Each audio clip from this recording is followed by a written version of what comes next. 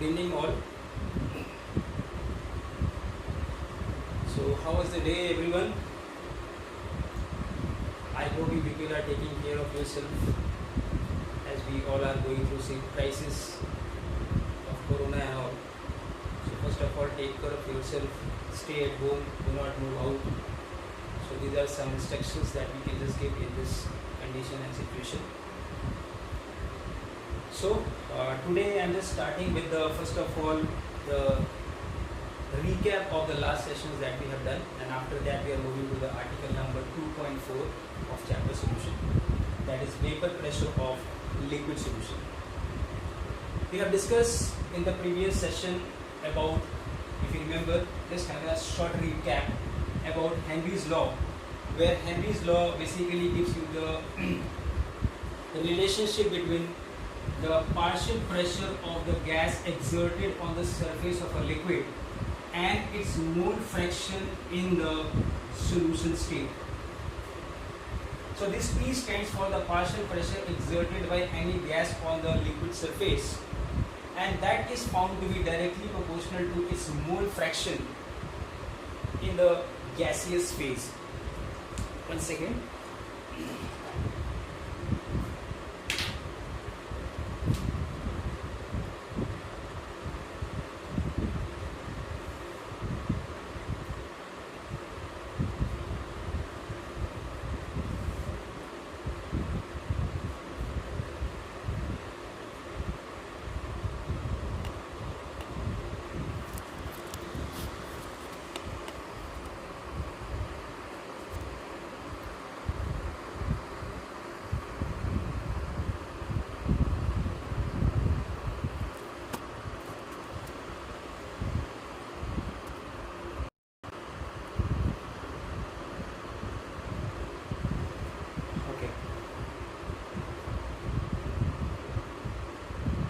Please keep on giving your feedback related to the audibility, the visibility of the board on the regular basis, so that I can just adjust accordingly.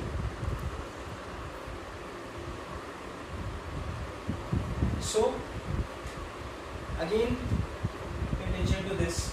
So this P stands for what? The partial pressure exerted by the gas on the liquid surface, and that is found to be directly proportional to the mole fraction of the same gas into the solution state. So from here we can understand that as the pressure keeps on increasing on the surface of the liquid, the solubility of, good evening Hemant. So as the pressure on the liquid surface keeps on increasing, the solubility of the gas also keeps on increasing here. So this is what the relations that we have just discussed in the previous session about the Henry's law. Today we are going to discuss, आज हम लोग जो discuss करने जा रहे हैं वो है vapour pressure of liquid solutions. Okay, तो मैं आज वहीं से शुरुआत करता हूँ. आर्टिकल नंबर 2.4 ये हमारा सेशन है. टॉपिक है vapour pressure of liquid solution. अब देखिए, पहले तो हम समझिए इस टर्म की मीनिंग को. What is the meaning of this vapour pressure? So vapour pressure का मतलब होता है the pressure exerted by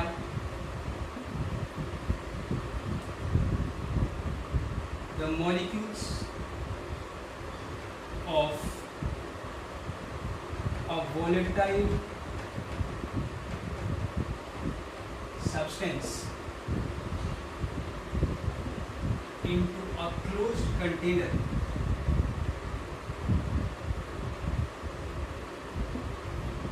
when equilibrium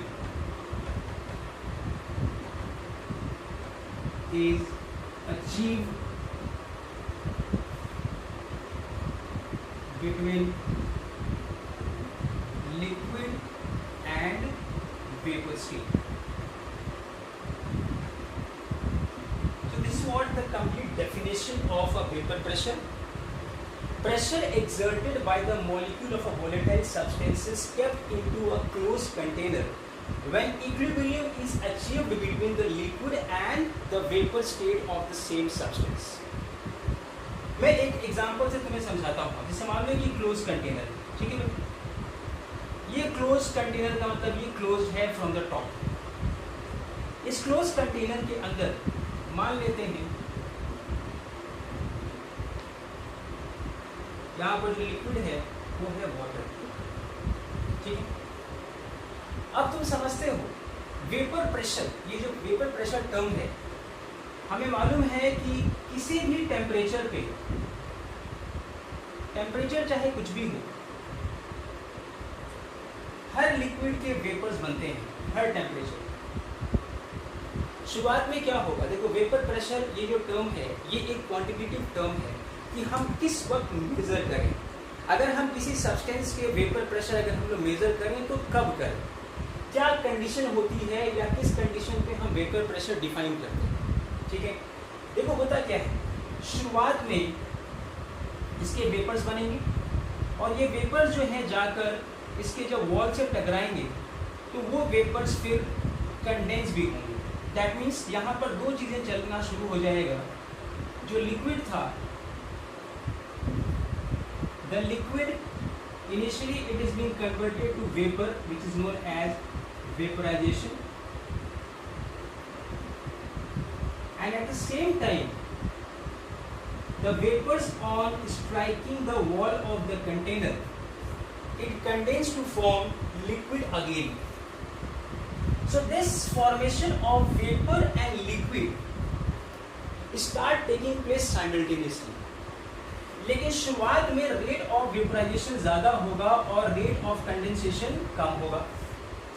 अब एट इक्विलिब्रियम का मतलब ये होता है कि इक्विलिब्रियम अचीव होने के बाद इक्विलिब्रियम स्टेट पे रेट ऑफ वेपराइजेशन या फिर इवोपोरेशन कह सकते हैं, तो rate of evaporation becomes equal to what, rate of condensation. Rate of evaporation is equal to what, rate of condensation.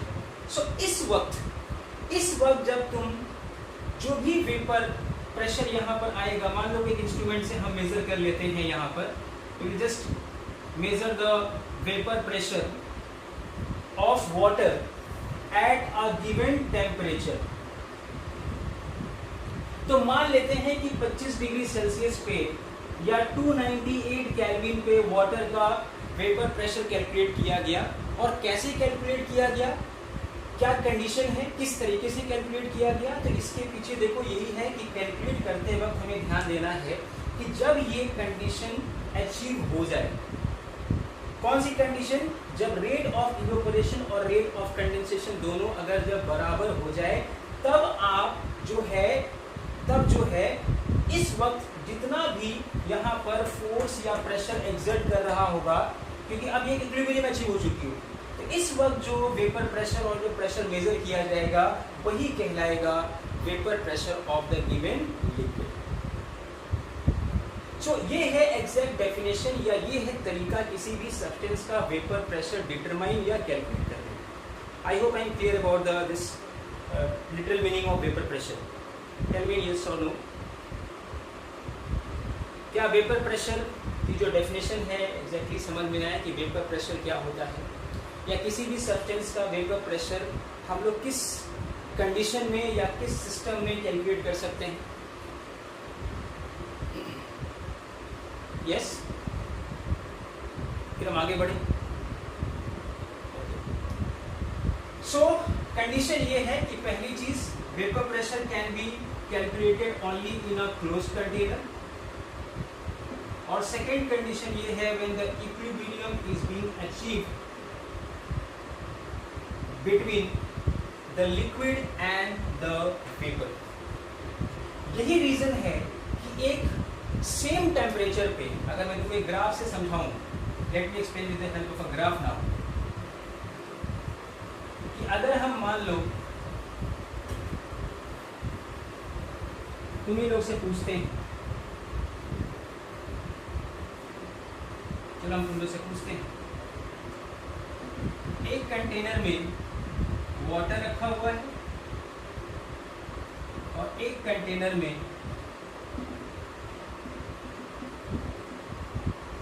Ethanol रखा हुआ है और दूसरे कंटेनर में, तीसरे कंटेनर में CCl4 रखा हुआ है. These are the three different compounds. Now my question to you all, you just tell me, at 25 degree Celsius temperature same है, maximum vapor pressure किसका होगा? Give me the answer. Which of these three substances, इन तीनों substance में अगर compare किया जाए, या मेरा अगर सवाल है तुम लोगों से कि इन तीनों में से अगर मैं तुमसे पूछूं कि इन तीनों में से सबसे ज्यादा वेपर प्रेशर किसका होगा? और okay, but is giving the answer ethanol. ठीक है, और कोई इसके अलावा कोई यही सही होगा? Divyanshu has given me the answer ethanol. Aparna, what do you से?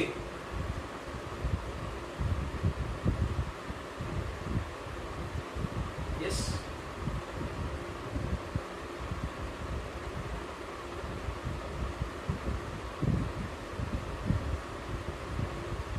CCl4.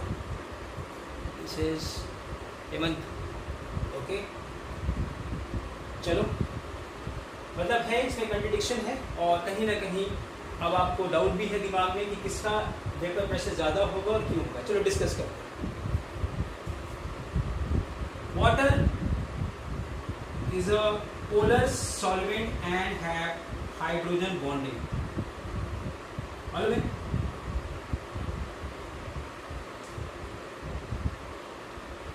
वाटर में आप देख सकते हैं ये होता है स्ट्रक्चर वाटर का, जिसमें ऑक्सीजन जो है दो तरफ से हाइड्रोजन से जुड़ा होता है और इसमें ये पोलर है due to the difference in electronegativity, slide positive and slide negative. Ethanol की बात करें तो ऑक्सीजन के एक तरफ कार्बन आ जाता है, दैट इज एल्काइल ग्रुप, और दूसरे तरफ हाइड्रोजन आ जाता है. तो पोलर तो ये भी है, पोलर ये भी है, और हाइड्रोजन बॉन्डिंग इसमें भी है. CCl4 जो है वो एग्जैक्टली नॉन पोलर है. अब शायद आप लोगों को आंसर मिल गया होगा. देखो, वेपर प्रेशर किस पे डिपेंडेंट होता है ये भी जानना बहुत जरूरी है. नेचर. आज इस लिक्विड के नेचर को समझिए. तीनों ही लिक्विड है. 25 डिग्री सेल्सियस पे तीनों ही जो सब्सटेंसेस हैं वो किस स्टेट में हैं? लिक्विड स्टेट में. तो तीनों जब लिक्विड स्टेट में है तो कहीं ना कहीं इनके बीच में जो तुम्हारा फोर्स ऑफ अट्रैक्शन है वो लिक्विड स्टेट वाला होगा. लेकिन लिक्विड में भी बहुत सारे लिक्विड की विस्कोसिटी, डेंसिटी में फर्क होता है. सबकी बॉइलिंग पॉइंट अलग अलग होती है और बॉइलिंग पॉइंट ही डिपेंड करता है तुम्हारा वेपर प्रेशर. जिस सब्सटेंस का वेपर प्रेशर सबसे ज्यादा होगा उस सब्सटेंस की बॉइलिंग पॉइंट सबसे कम होगी. अब आप इन तीनों में देखो, फोर्स ऑफ अट्रैक्शन सबसे कम किसमें है? इन तीनों में अगर तुम कंपेयर करो, इन तीनों के नेचर को अगर तुम लोग देखो, और नेचर को देखने के बाद ही अब ये क्लियर हो जाना चाहिए कि CCl4, इथेनॉल और वाटर में अगर हम तीनों में कंपेयर करें तो तीनों में force of interaction between what the molecules of the same kind सबसे कम किसमें होगा? तो आई थिंक मुझे जो आंसर दिया है हेमंत ने, देखो non polar, CCl4 non polar है. और नॉन पोलर याद करना, पोलर और पोलर के बीच में फोर्स ऑफ अट्रैक्शन जो है वो ज्यादा होता है as compare to non polar and non polar. इसका मतलब यहीं से अब ये क्लियर होता दिख रहा है कि जो CCl4 है, CCl4 के बीच का फोर्स ऑफ अट्रैक्शन कंपैरेटिवली जो है वो इथेनॉल से कम होगा और इथेनॉल में जो है वाटर से कम होगा because of one of the oxygen, जिसको देखो यहाँ पर क्या होता है प्लस आई इफेक्ट, जिसके वजह से इलेक्ट्रॉन की डेंसिटी यहाँ पर बढ़ा देगा और कहीं ना कहीं डिफरेंसेस को कम कर देता है. तो कहने का मतलब है कि it is comparatively less polar as compare to water. तो इथेनॉल में फोर्स ऑफ अट्रैक्शन वाटर से कम है और CCl4 में फोर्स ऑफ अट्रैक्शन इथेनॉल से कम है। तो अब यहीं से तीनों में से क्लियर हो गया कि अगर हम तीनों का वेपर प्रेशर अगर हम एक ही टेम्परेचर पे कैलकुलेट करें तो नेचुरली कौन सबसे ज़्यादा वॉलेटाइल है। वॉलेटाइल का मतलब जिसके वेपर्स आसानी से बन जाए, और वेपर्स उस सब्सटेंस के आसानी से बनते हैं जिसके बीच में फोर्स ऑफ अट्रैक्शन क्या हो, कम हो। तो फोर्स ऑफ अट्रैक्शन सबसे कम किस में है, CCl4 में है। और यही रीजन है कि CCl4 के जो वेपर प्रेशर होगा, अब मान लो ये वेपर प्रेशर इसका 3 है और इसका वेपर प्रेशर अगर 2 है और इसका वेपर प्रेशर अगर 1 है तो naturally 3 is greater than 2 and greater than 1। तो अगर वेपर प्रेशर अगर हम लोग कंपेयर करें यहाँ पर तो वेपर प्रेशर जो है ये इस रेशियो में आएगा। इसका मतलब जो लीस्ट वोलेटाइल है, इन तीनों में से अगर कंपेयर किया जाए तो लीस्ट वोलेटाइल कौन हुआ, वाटर, और मोस्ट वोलेटाइल कौन हुआ, CCl4। तो अगर तीनों का अगर वेपर प्रेशर अगर देखा कंपेयर किया जाए तो which one has the highest vapour pressure, CCl4। तो आंसर मिल गया होगा तुम लोग को, और रीजन के साथ, बिकॉज यहाँ रीजन भी जानना जरूरी है। देखो वेपर प्रेशर किसका ज्यादा है ये तो क्लियर हो गया, लेकिन रीजन क्या है इसके पीछे, तो रीजन है उसके पीछे इंटरमॉलिक्यूलर फोर्स ऑफ अट्रैक्शन। ये सिर्फ फिजिकल प्रॉपर्टीज है, तो कहीं ना कहीं फिजिकल प्रॉपर्टीज उसके फिजिकल प्रॉपर्टीज पे ही डिपेंड करेगा। तो intermolecular force of attraction is responsible for the vapour pressure of any volatile. तो volatility is actually being dependent upon the force of attraction. तो जितना ज्यादा फोर्स ऑफ अट्रैक्शन होगा वो उतना ही कम वोलेटाइल होगा, उसका वेपर प्रेशर उतना ही कम होगा एट द गिवन टेम्परेचर, और उतना ही उसका बॉइलिंग पॉइंट ज्यादा होगा। और यही रीजन है कि वाटर का बॉइलिंग पॉइंट इन सब में ज्यादा है, that is what 100 degree Celsius, क्योंकि बॉइलिंग पॉइंट वो टेम्परेचर होता है। मैं आपको थोड़ा सा इसको ग्राफिकली अगर मैं समझा दूं इन तीनों को, क्लियर है अभी ये बात, ठीक है। अब देखो इसी को अगर हम लोग ग्राफिकली समझने की कोशिश करें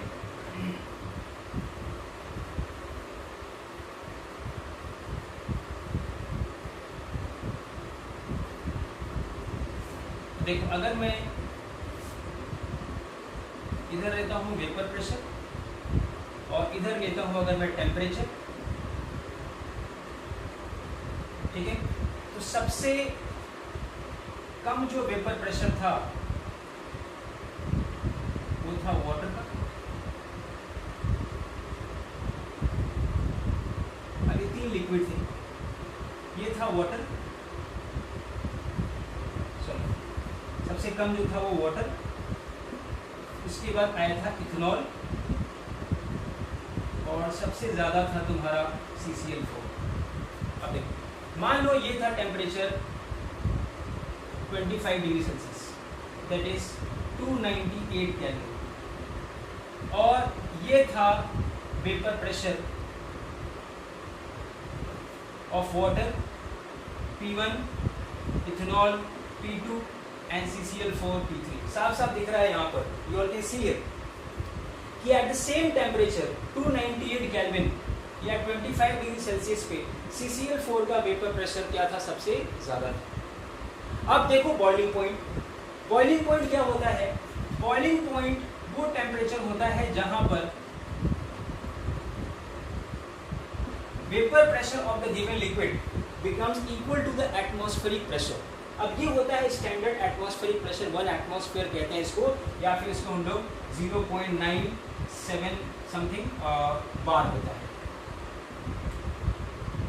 सो कहने का मतलब ये है कि जिस टेम्परेचर पे, मतलब कि ये जो टेम्परेचर है, this is the boiling point of now CCl4, this is the boiling point of now ethanol, and this is the boiling point of water. इसका मतलब कि ये होगा तुम्हारा 100 डिग्री सेल्सियस, या फिर कह सकते हैं 373 केल्विन, ये होगा तुम्हारा टेम्परेचर वाटर का बॉइलिंग पॉइंट। अब तुम देख सकते हो यहाँ से, यहीं से क्लियर हो जाएगा तुम लोगों को, यहाँ से अब ये इस ग्राफ से अब तुम लोग अपनी क्लियरिटी को चेक कर सकते हो कि इससे क्लियर हो गया कि जिस सब्सटेंस का या जिस लिक्विड का वेपर प्रेशर जो है वो गिवन टेम्परेचर पे ज़्यादा था, नेचुरली उसी लिक्विड का बॉइलिंग पॉइंट सबसे कम होगा। तो अब देख सकते हो यहाँ पर, अब ये हुआ तुम्हारा T1, ये हुआ तुम्हारा T2 और ये हुआ तुम्हारा T3।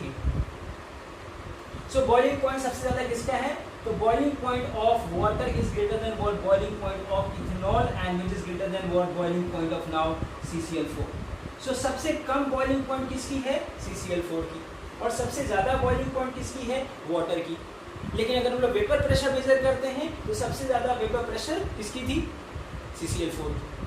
So this is how और this is what we can just apply this vapour pressure of the liquid into different substances.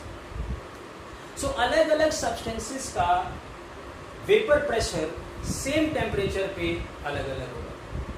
तो जो सब्सटेंस के बीच का इंटरमोलिकुलर फोर्स ऑफ अट्रैक्शन कम होगा उस सब्सटेंस का वेपर प्रेशर सबसे मैक्सिमम होगा, और जिस सब्सटेंस का वेपर प्रेशर सबसे मैक्सिमम होगा उस सब्सटेंस की बॉइलिंग पॉइंट सबसे कम होगी। उम्मीद करता हूँ ये जो सारा डिस्कशन है वेपर प्रेशर से रिलेटेड चीज़ें तुम्हें क्लियर हुआ, क्योंकि अब हम लोग थोड़ा सा आगे बढ़ें। Now we are moving to the law. अगर मान लो कोई एक सोल्यूशन है उसमें हम कैसे वेपर प्रेशर मेजर करें, ठीक है? तो अभी तो हम एक प्योर लिक्विड की बात कर रहे थे। Now let us talk about the solution. Clear है? आगे बढ़ें। So may we move further.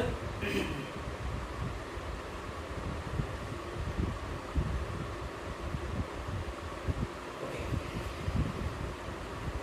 I can see all of the students are either not joining the classes और they are doing something else, because regularity नहीं दिख रही है मुझे सबकी। प्लीज रेगुलर रहिए क्लास में, otherwise I have to discuss with the parent why they are not regular to the classes. Okay, so may we move further now. आगे चलें।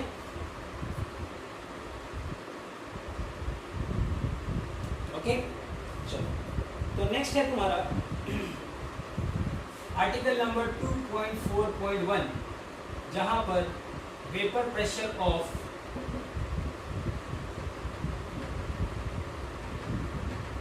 लिक्विड सॉल्यूशन की बात करते हैं।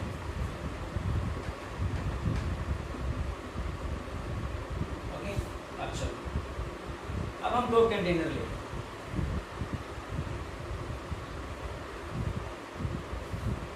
ये पहला कंटेनर है जिसमें है लिक्विड ए, ठीक है, और ये दूसरा कंटेनर है जिसमें मान लेते हैं लिक्विड बी, और ये तीसरा कंटेनर है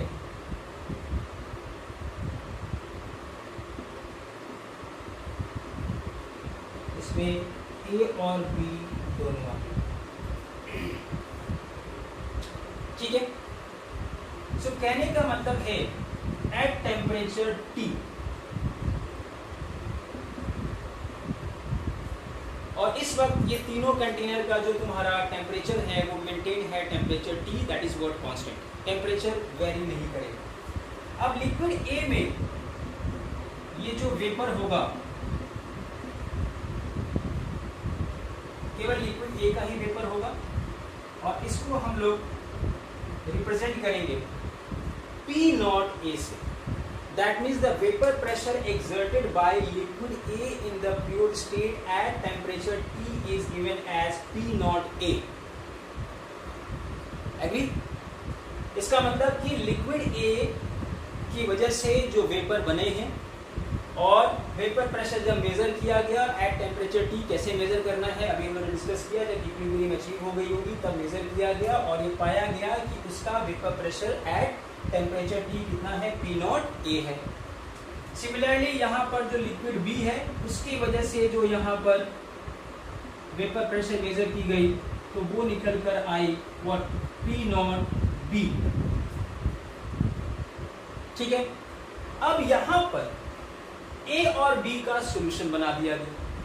अब जब A और B का सॉल्यूशन बना दिया गया तो इसका मतलब यहाँ पर जो मॉलिक्यूल्स होंगे या जो वेपर स्टेट में जो यहाँ पर मॉलिक्यूल्स होंगे वो कुछ A की वजह से होंगे और कुछ B की वजह से होंगे। ये दोनों प्योर स्टेट में थे, इन दोनों को मिलाकर, ठीक है ना, एक नया सॉल्यूशन तैयार किया गया, वो थर्ड कंटेनर है। तो ये container number 1 is liquid A, container number 2 is liquid B, and container number 3 is what? Liquid A and B. तो दैट मीन्स यहाँ पर लिक्विड ए और लिक्विड बी का सॉल्यूशन तैयार किया गया और इस सॉल्यूशन में जो अब यहाँ पर जो तुम्हें दिख रहे हैं मॉलिक्यूल्स, उसमें आपके लिक्विड ए के भी वेपर स्टेट में मॉलिक्यूल्स होंगे और लिक्विड बी के भी होंगे। और इस वक्त जो प्रेशर एक्सर्ट हो रहा होगा, that exerted by A is written by P A and exerted by B is what P B. अब मैं तुम लोगों से पूछता हूँ, क्या ये पी ए और पी बी की जो वैल्यू है, ये पी नॉट ए और पी नॉट बी से इक्वल होगी, ज्यादा होगी या कम होगी? Just give me the answer, equal, less or more. 3 options. Yes, give me the answer in this. Yeah. Give me answer in less, more or equal. My question is, the pressure exerted by the vapors of liquid A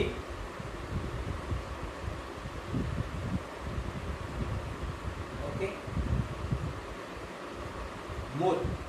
That means you people are telling me, ध्यान दीजिएगा या तो आप लोग question समझ नहीं पाए, P A is greater than P not a, क्या आप ये कहना चाह रहे हैं? द प्रेशर, मैं इंडिविजुअल बात कर रहा हूं, I am not talking about the solution, I am talking about individual. Does the pressure exerted by the molecules of liquid A in the solution state would be more than the pressure exerted by liquid A in the pure state? क्या आपके answer के हिसाब से जो मोर लिखा है, क्या ये सही है? PA is greater than P not A. इसका मतलब कि अगर ये प्योर स्टेट में है और यहाँ पर ये सॉल्यूशन स्टेट में है, ध्यान देना प्लीज, इसमें ध्यान दीजिएगा, थोड़ा सा टेक्निकल क्वेश्चन है. वेपर्स में वो लिक्विड या वो मॉलिक्यूल्स कन्वर्ट होते हैं जो सरफेस पे होते हैं, ध्यान देना. Only the surface molecules are being converted into vapour state. So you just tell me the number of molecules of A in this will be more और in this will be more. इसमें तो liquid भी आ गया, इसमें आपका liquid A भी है, इसमें लिक्विड ए भी है और इसमें लिक्विड बी के भी मॉलिक्यूल्स आ गए. ये मैं ब्लू से शो कर रहा हूं. तो बीच बीच में अब ये बताओ, मेरा सवाल ये था तुम लोगों से कि क्या जो पी ए है, क्या पी नॉट ए से ज्यादा होगा? ये मेरा सवाल है. Equal, less, okay. चलो, अब जवाब मिला तुम लोग? क्या अब तुम लोग को ये क्लियर हुआ? It would be less. Let me tell you, the answer would be less. क्योंकि यहां पर देखो, जब प्योर स्टेट में था लिक्विड ए, तो यहां पर जो सरफेस पे जो तुम्हारे मॉलिक्यूल्स थे वो केवल ए के थे. जब बी प्योर स्टेट में था तो उसके सरफेस पे भी केवल क्या था? बी के थे. लेकिन जब सॉल्यूशन स्टेट में आ गए तो यहाँ पर ए और बी दोनों के मॉलिक्यूल सरफेस पे होंगे. इसीलिए जो नंबर ऑफ मॉलिक्यूल्स हैं, number of molecules on the surface in the solution state of liquid A and liquid B would be less as compare to their pure state. क्या number change नहीं होंगे? Number क्या कम नहीं हो जाएगा? तो जब नंबर कम हो जाएगा तो नेचुरली जो pressure exerted by liquid A जो होगा वो नेचुरली पी नॉट ए से कम होगा. ध्यान देना भाई, it will be less. And similarly this P B is less than what? P not B. और ये क्या होगा? ये पी ए और पी बी कैसे कैलकुलेट किया जा सकता है? यही है रॉल्स लॉ.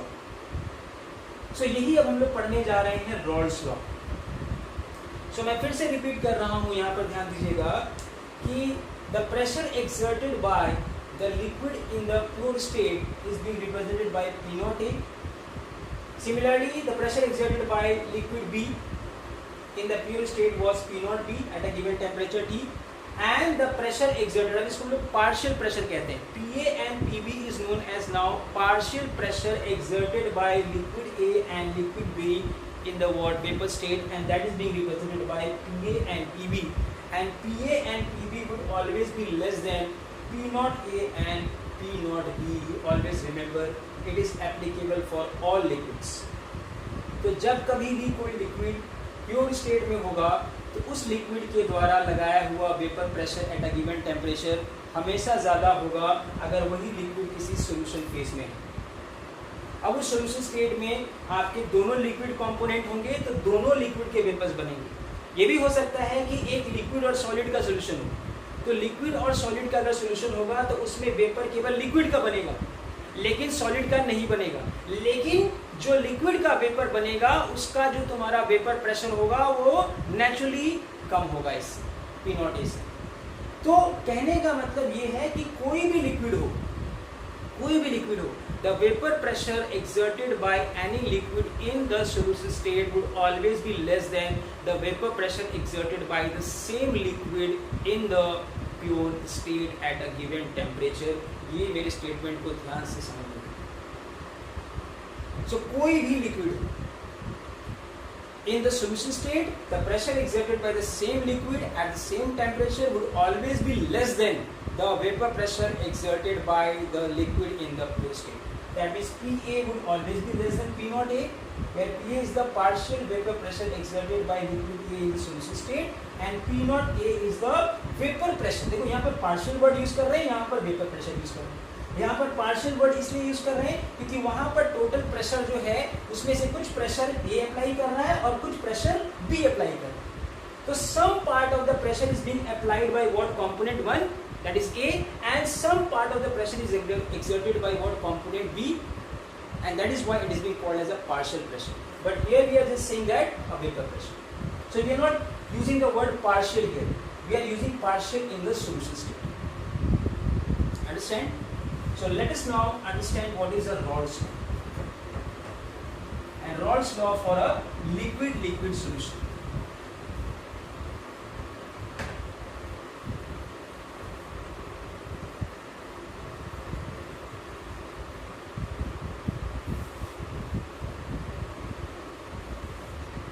तो देखो भाई,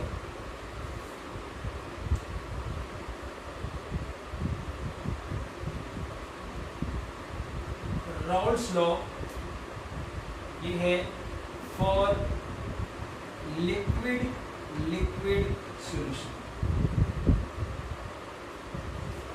तो Raoult's law ये कहता है कि अगर कोई एक सॉल्यूशन है जिसमें दो वोलेटाइल लिक्विड हैं, let a solution containing two volatile liquid,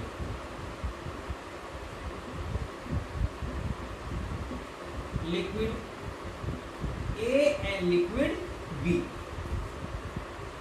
So PA is the partial vapor pressure exerted by A. PB is what? The partial vapor pressure exerted by B at a given temperature T. और इसी temperature पे P not A is the vapor pressure of A in pure state, and similarly P naught B is the vapor pressure exerted by B in the pure state. ये कुछ दिया हुआ है. And XA is the mole fraction of A in the solution, and XB is the mole fraction of B. ये सारा कुछ दिया हुआ है. मतलब दिस आर द इंफॉर्मेशन, ये हमें निकालना है. PA and PB we don't know. ठीक है. P नॉट A क्या है, इसे रिपीट कर रहा हूँ. P not A is the vapor pressure exerted by liquid A. इसमें कौन कौन से है, लिक्विड A और लिक्विड B. दो लिक्विड हैं. मान लेते हैं एक वाटर है और अल्कोहल है, कोई भी हो सकता है, दो वोलेटाइल लिक्विड है. तो P नॉट A जो है vapour pressure exerted by liquid A in the pure state, P naught B जो है vapor pressure exerted by liquid B in the pure state, PA is the partial vapor pressure exerted by A and PB is the partial vapor pressure exerted by B at temperature T. Whereas XA and XB are the mole fraction of liquid A and liquid B in the solution state. ये सारा कुछ दिया हुआ। अब जो है यहां से रॉल्स लॉ ये कहता है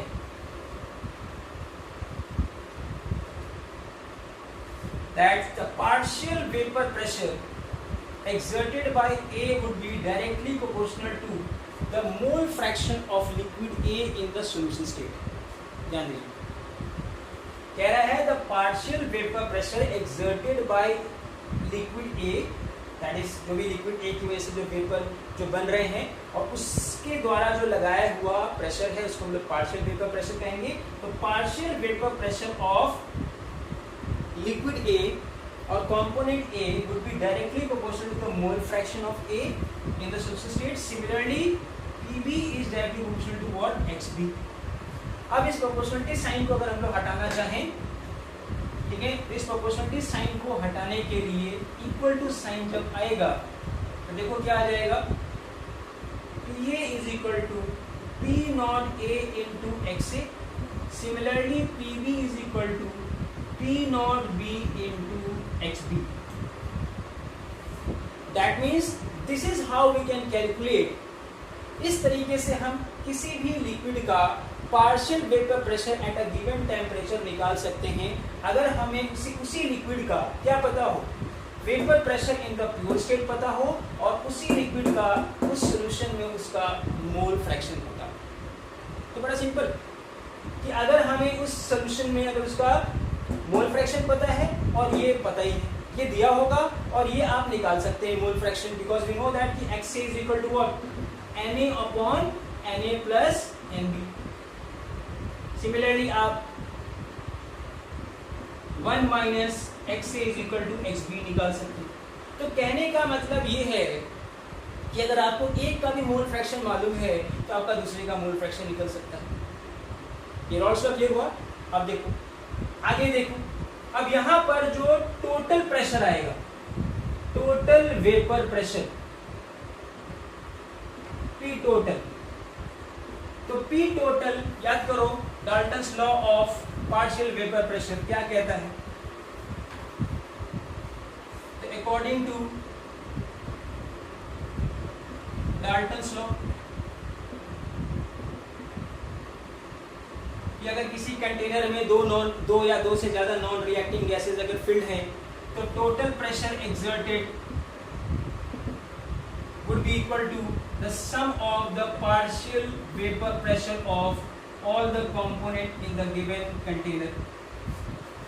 तो देखो वहां पर दो कंपोनेंट थे A and B, जो टोटल वेपर प्रेशर या कह सकते हैं वेपर प्रेशर ऑफ सॉल्यूशन, ये भी अगर कहा जाए कि what is the vapour pressure of solution now, तो vapour pressure of solution would be equal to what, PA, और PA की जगह क्या लिख सकते हैं, बोलो P naught A into XA और प्लस यहाँ पे लिख सकते हैं P naught B into XB. So this is how we can calculate the total vapor pressure exerted at a given temperature in the solution state. So यहाँ से अब एक फॉर्मूला आ गया कि P total would be equal to now P naught A into XA और plus अगर हम लोग चाहें तो यहाँ पर P naught B into 1 minus XA भी लिख सकते हैं या 1 minus वहाँ पर XA की जगह XB लिख सकते हैं। तो कहने का मतलब ये है कि ये फॉर्मूला बन गया for finding out the total vapour pressure exerted by what, liquid A and liquid B in the solution state. ये क्लियर हुआ बताओ? Is it clear to all of you? Have you understand what is the Raoult's law now? मैं फिर से repeat करता हूँ कि Raoult's law दो लिक्विड सॉल्यूशन का या दो अगर ऐसे लिक्विड हैं जो वोलेटाइल हैं और एक दूसरे में मिक्स्ड हैं, तो दोनों लिक्विड से जो वेपर्स बन रहे हैं, ठीक है ना, उनका पार्शियल वेपर प्रेशर किस तरीके से कैलकुलेट किया सकता है, तो उनका पार्शियल वेपर प्रेशर कैलकुलेट किया सकता है इस फॉर्मूले से, P naught A into XA और P naught B into XB से, जहाँ पर P naught A है vapour pressure exerted bye A in the pure state और P नॉट B है vapour pressure exerted bye B in the pure state, और XA और XB जो है वो क्या है तुम्हारा मोल फ्रैक्शन ऑफ कंपोनेंट A और कंपोनेंट B है। सो इस तरीके से आप किसी भी सॉल्यूशन स्टेट में आप टोटल वेपर प्रेशर कैलकुलेट कर सकते हैं, और यही है रोल्स लॉ। तो देखो याद रखना XA और XB जो है वो मोल फ्रैक्शन सॉल्यूशन स्टेट में है। अब जो वेपर स्टेट में अगर तुमसे पूछ दिया जाएगा और क्वेश्चन पूछा जा सकता है कि find mole fraction of A and B in vapour phase. Vapour phase का मतलब जो वेपर में बने हैं। देखो यहां ध्यान, ये सॉल्यूशन था और ये वेपर था। भाई सॉल्यूशन में भी A और B है और वेपर में भी A और B है। सॉल्यूशन में जो A और B है उसका मोल फ्रैक्शन है XA और XB, और जो वेपर स्टेट में A और B है उसका मान लेते हैं mole fraction YA and YB है। ऑफ कोर्स ये दोनों इक्वल नहीं होंगे, ये बहुत एक्सट्रीम कंडीशन पे इक्वल होते हैं, वो भी हम लोग डिस्कस करेंगे बाद में। लेकिन फिलहाल अभी हम लोग डिस्कस कर रहे हैं कि जो XA और XB है this is the mole fraction of component A and component B in the solution phase, and YA and YB is the mole fraction of component A and component B in the gaseous और vapour phase. अब आपसे पूछा है कि YA और YB की value निकालिए, ये क्या होता है बताइए, किस तरीके से निकालेंगे। तो इसका भी फॉर्मूला है, देखो YA is equal to PA upon P total. देखो PA तुम्हारे पास पता है, PA कैसे निकाल सकते हो, P not A into XA, और P टोटल हम ऑलरेडी निकाल चुके, ठीक है। उसी तरीके से YB कैसे निकालोगे, तो YB आ जाएगा PB अपॉन P टोटल। ऊपर लिख दे रहा हूं देखो, तो YB इज इक्वल टू आ जाएगा PB अपॉन P टोटल। ये भी फॉर्मूला है। So this is also a very important formula for finding out the mole fraction of A and B in the vapor phase. मैं फिर से repeat कर रहा हूँ, इससे कंफ्यूज मत होना। XA और XB जो है वो है mole fraction of A and B in the solution state, और YA और YB जो है वो है mole fraction of A and B in the vapor phase और gaseous phase। अभी हम लोग क्वेश्चन एक डिस्कस करेंगे एनसीईआरटी का, उससे और चीजें क्लियर हो जाएंगी। मैं थोड़ा सा रॉल्स लॉ का एक ग्राफ तुम लोगों को प्लॉट करके बता देता हूँ, now you will to understand, ठीक है। सो देखो बड़ा सिंपल है यहाँ पर, देखो अगर यही चीज तो यहाँ से फॉर्मूला ये निकल कर आ गया कि P total is equal to P not A into XA plus P not B into XB। अगर मैं कहूं कि एक ऐसा सॉल्यूशन है, solution of a volatile liquid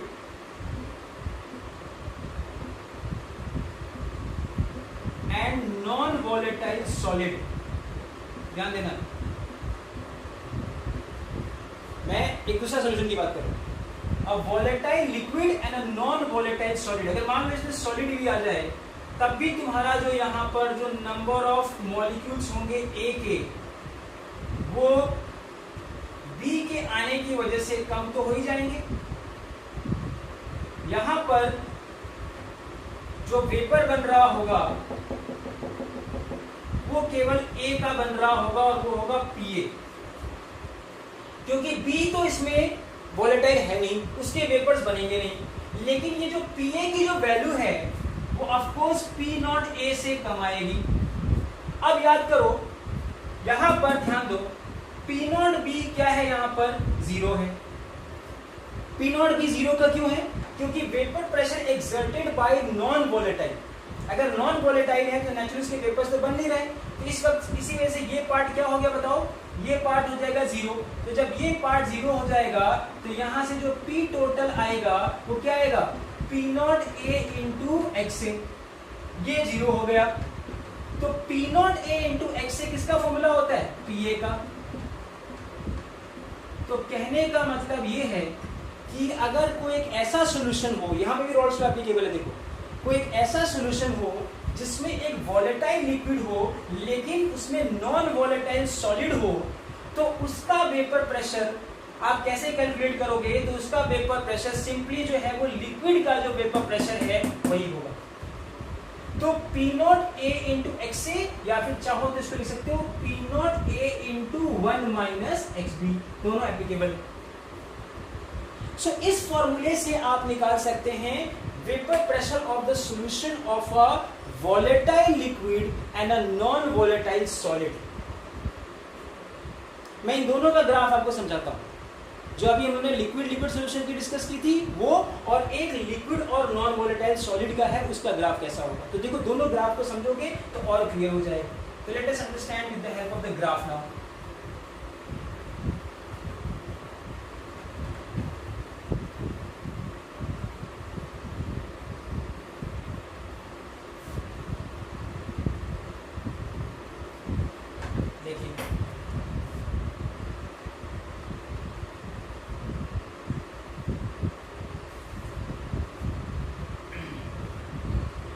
इधर मैं ले रहा हूं मोल फ्रैक्शन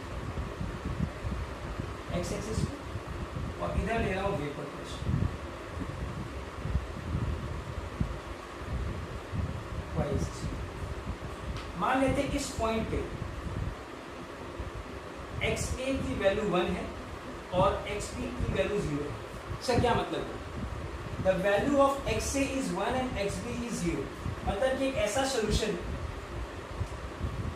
ऐसा सॉल्यूशन जिसमें B नहीं है, तो इसका मतलब सॉल्यूशन नहीं है। इस वक्त केवल क्या है तुम्हारा, लिक्विड A है, लिक्विड B नहीं है उसमें। तो इसका मतलब केवल लिक्विड A है और लिक्विड B नहीं है। तो इस वक्त जो प्रेशर एक्सर्ट हो रहा होगा वो किसकी वजह से हो रहा होगा? केवल A की वजह से हो रहा होगा। और वो क्या हो रहा होगा? P not A। क्या हो रहा होगा इस वक्त? P not A। मतलब यहां से मैं ग्राफ प्लॉट कर रहा हूं, देखो this is the line, straight line. ये जो लाइन है, ये line vapour pressure of A है, PA, जो कि मैक्सिमम कब है? When it is in the pure state. देखो अब यहां से तुम्हें क्लियर हो जाएगा कि जब कभी भी लिक्विड A के अंदर कुछ भी डालो उसका वेपर प्रेशर कम होना शुरू हो जाएगा। और मैक्सिमम कब होगा? जब वो प्योर स्टेट में होगा, जब उसकी मोल फ्रैक्शन की वैल्यू क्या होगी? 1 होगी। तो जब कभी भी लिक्विड A का मोल फ्रैक्शन 1 होगा उस वक्त उसका vapour pressure P not A के बराबर होगा। अदरवाइज अब आप देख सकते हो कि इसके अंदर अगर कुछ और मिल जाए तो आपका क्या मिल रहा है? XB। अब देखो ये जो मैं ग्राफ बना रहा हूं, ये लाइन होगी B के लिए।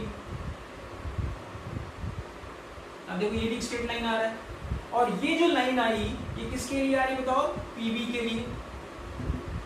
अब PB मैक्सिमम कब होगा? जब XA क्या हो जाए? 0 और XB क्या हो जाए? 1। इसका मतलब इधर जाने पर x एक्सिस पे क्या हो रहा है? XA की वैल्यू कम हो रही है और XB की वैल्यू बढ़ रही है। इसका मतलब कि जो लिक्विड A था उसमें हम लोग लिक्विड B मिलाते जा रहे हैं, और एक स्टेज ऐसा आएगा कि जहां पर लिक्विड A जो है वो 0 हो गया और लिक्विड B 1 हो गया। इसका मतलब कि ओनली लिक्विड B प्रेजेंट है और लिक्विड A प्रेजेंट नहीं है। तो उस वक्त जो वेपर प्रेशर एक्सर्ट हो रहा होगा that would be what? P not B। So this PA, किसी भी टाइम पे अगर आपको PA निकालना है तो किस फॉर्मूले से आ जाएगा बताओ? P not A into XA। और PB निकालना है तो किसी भी टाइम PB कैसे निकल कर आ जाएगा? P not B into XB। अभी पढ़ा हमने रॉल्स लॉ से। और अगर तुम्हें टोटल प्रेशर निकालना है तो टोटल प्रेशर ये दोनों के एपेक्स को ज्वाइन करो तो ये जो लाइन आएगी ये भी स्ट्रेट लाइन आएगी, और ये आएगी तुम्हारी P टोटल, और P टोटल आएगा PA plus PB।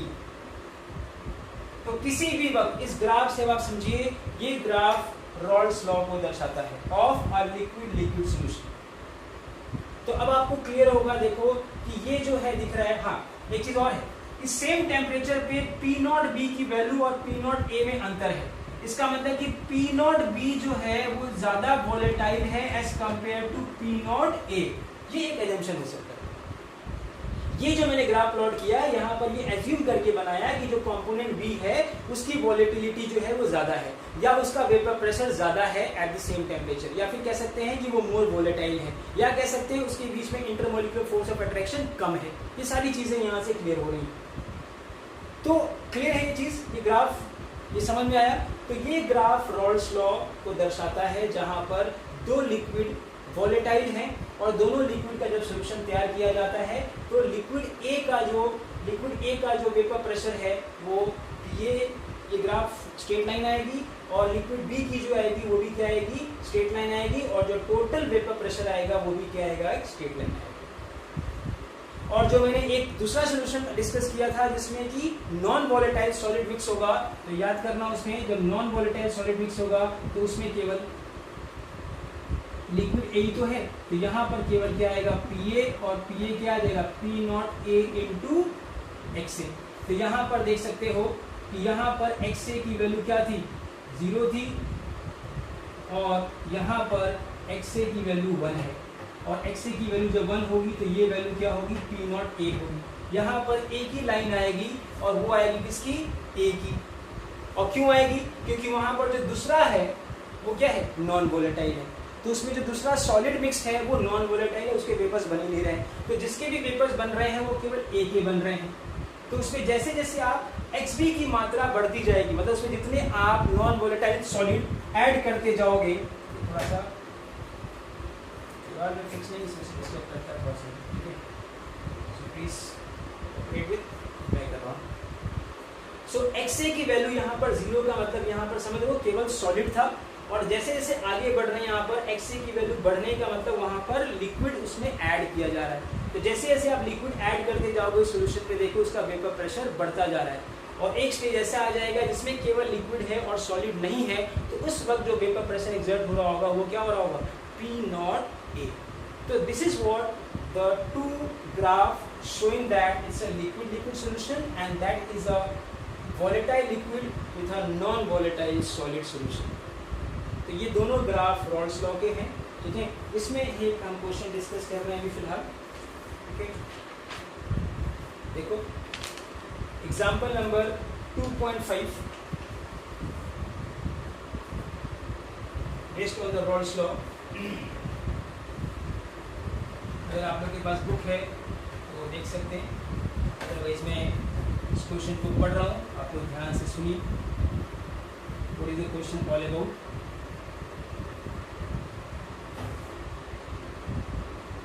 After discussion of this question I will just wind up this session, लेकिन इस क्वेश्चन को पहले आप लोग सुन लें। तो क्वेश्चन लिखा है, vapour pressure of chloroform and dichloromethane. Chloroform है P not A, that means CHCl3 chloroform ले लेते हैं, ठीक है, और 298 केल्विन पे कितना दिया हुआ है, 200 mm ऑफ मरकरी, 200 mm, और P नॉट B ये है तुम्हारा डाइक्लोरोमीथेन CH2Cl2, ये दे रखा है 415 mm of mercury.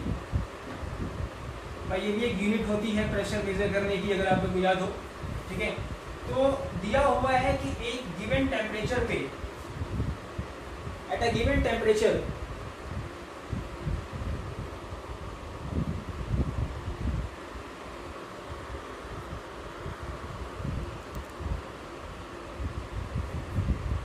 given temperature the vapor pressure of chloroform and dichloromethane at 298 Kelvin are 200 mm of mercury and 415 mm of mercury respectively.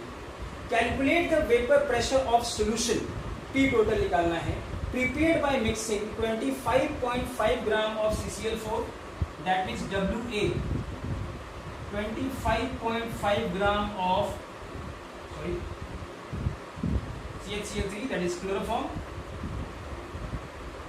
and साथ में दिया हुआ है 40 gram of, that is WB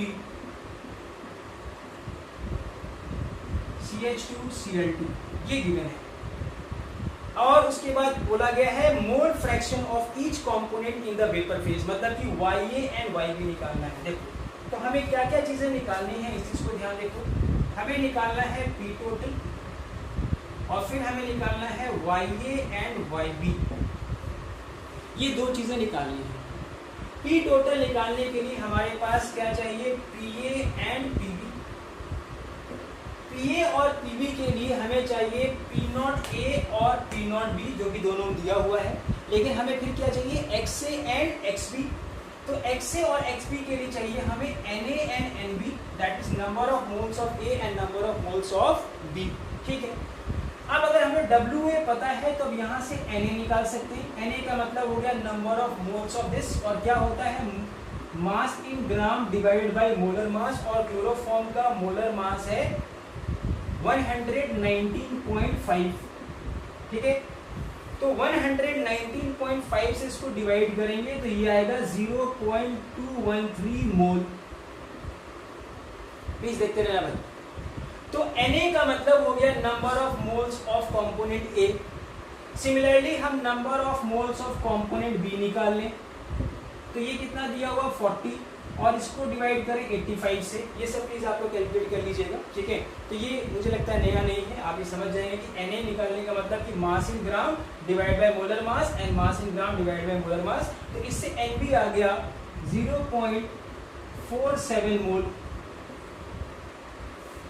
ठीक, अब जब Na और Nb आ गया तो अब हम यहाँ से XA और XB निकाल लें।